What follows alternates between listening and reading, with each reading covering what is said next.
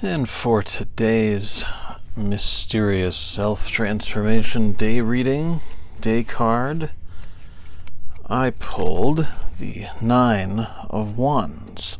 A really powerful and, let's say, well-developed card.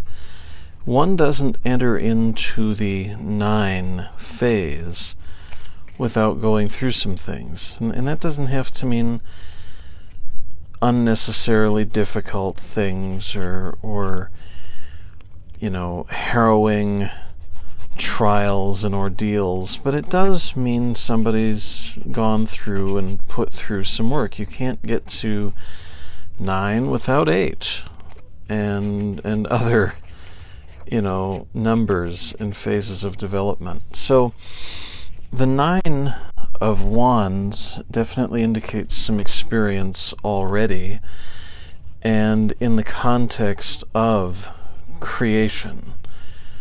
Now, people can get that experience in a number of ways. The painter paints and gets experience in the act of creation through his or her art, as does the writer or the musician or the film director or the person who designs the deck of tarot cards. That doesn't just happen. People spend a considerable amount of time developing their thing and at the same time developing themselves. Maybe you've done none of those things, but you've raised a family. You have a child. Talk about a creation in the most fundamental and some would say beautiful sense. New life. Think of that illustration when you think of self-transformation. Think of giving birth to a new version of you.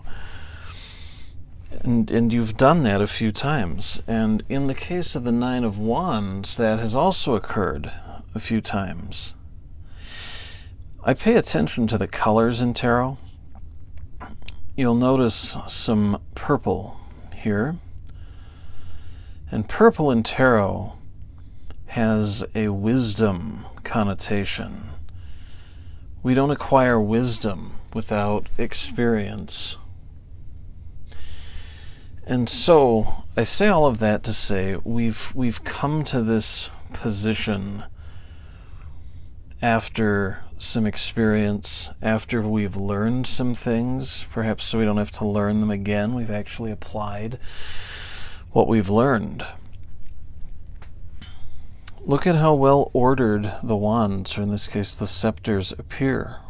All facing the same direction, all at a relatively similar height. We see order, but not so much order that it takes away the potential for more creation and development. The 9 leads us very close to the conclusion of a cycle or a phase in tarot.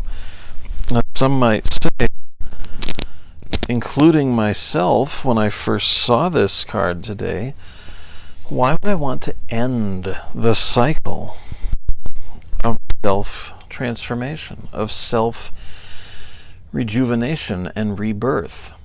I don't.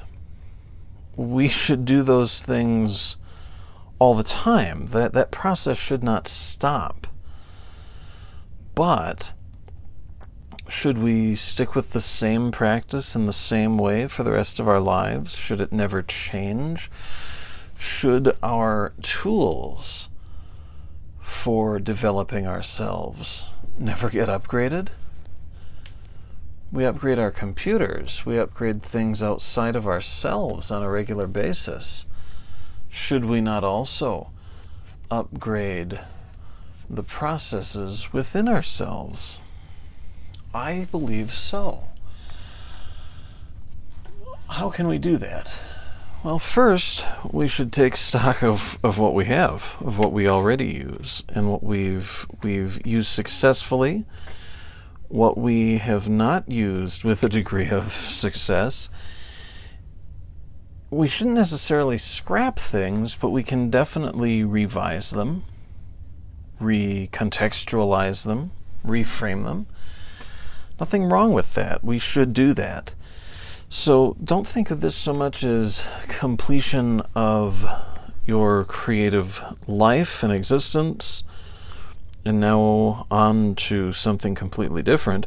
It could mean that, if you want, but I like to think that we'll build on things. I like to think that, kind of like our friend here, the hermit, we keep in motion, we continue to move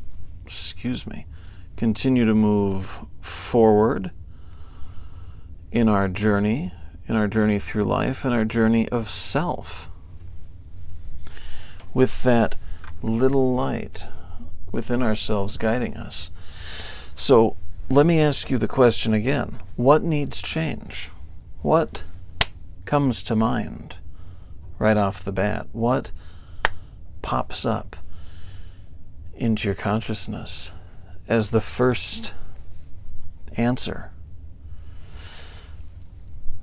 Look to that. Look to that answer. Look to that response from yourself.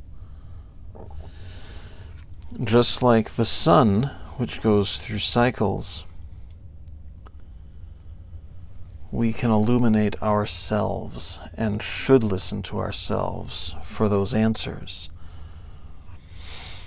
Also, this doesn't have to mean just the conclusion of this phase or necessary change for the approaches we've already been using.